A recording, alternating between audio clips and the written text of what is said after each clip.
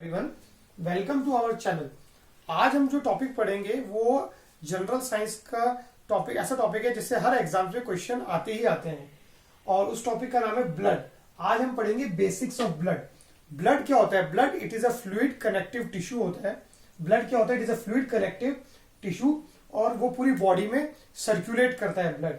जो और एवरेज जो वॉल्यूम होता है ब्लड का किसी भी अडल्ट में वो होता है 5 से लेके 5.5 लीटर। और जो ब्लड होता है वो रेड कलर का होता है, वो हम सभी जानते हैं। पर क्वेश्चन बन सकता है कि वो रेड कलर ऑफ ब्लड क्यों होता है? वो होता है due to the red pigment called haemoglobin in RBC. RBC क्या होता है वो हम आगे पढ़ेंगे, पर रेड कलर ऑफ ब्लड क्यों होता है is due to the red pigment called haemoglobin. ये हमें हीमोग्लोबिन वर्ड याद रखना पड़ेगा, इसी के कारण ब्लड रेड कलर का होता है। और जो स्टडी ऑफ ब्लड होती है, ये भी क्वेश्चन बन सकता है कि स्टडी ऑफ ब्लड क्या कहलाती है? तो स्टडी ऑफ ब्लड कहलाती है हीमेटोलॉजी। क्या कहलाती है? हीमेटोलॉजी। इसको याद करने का तरीका मैं बताता हूँ। ये आपने वर्ड सुना होगा हीमैन। तो अपनी इंडियन फिल्म इंडस्ट्री का हीमैन कौन है? धर्मेंद्र सर। धर्मेंद्र जी हमारे इंडियन फिल्म इंडस्ट्री के हीमैन है। तो वो जो भी सारे एंग्री रोल करते हैं, मतलब उनके रोल्स को देख के, उनकी किरदार को देख के लगता है खून खोल जाता है। तो खून खोल जाता है तो खून से ब्लड, तो study of blood is called haematology.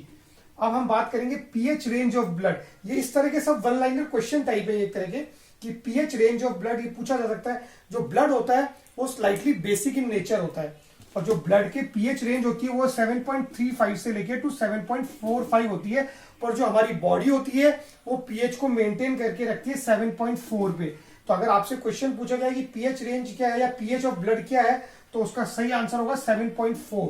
ये बॉडी हमारी मेंटेन करती है इस पीएच को, 7.4 को। अब है फंक्शंस ऑफ ब्लड। अब जब हम इतना बात कर रहे हैं कि यार ब्लड के मेन फंक्शंस क्या है हमारी बॉडी में, तो वो फंक्शंस मैं आपको बता रहा हूँ। सबसे पहला फंक्शन है ब्लड का, वो है मेंटेन बॉडी पीएच। जो हमारी बॉडी का पीएच है उसको ब्लड मेंटेन करके रखता है। सेकंड फंक्शन है ब्लड का, वो है कि हमारे बॉडी का टेम्परेचर को नॉर्मल रखता है ब्लड। फिर है helps in healing of wounds. कुछ जख्म हो जाते हैं तो उनको हील करने में ब्लड काम में आता है। Helps in transportation of body waste from different body parts to kidneys. मतलब ट्रांसपोर्टेशन ऑफ बॉडी वेस्ट, जो भी गंदगी है हमारे बॉडी के अंदर उनको डिफरेंट बॉडी पार्ट से वो किडनीज की तरफ ले जाता है।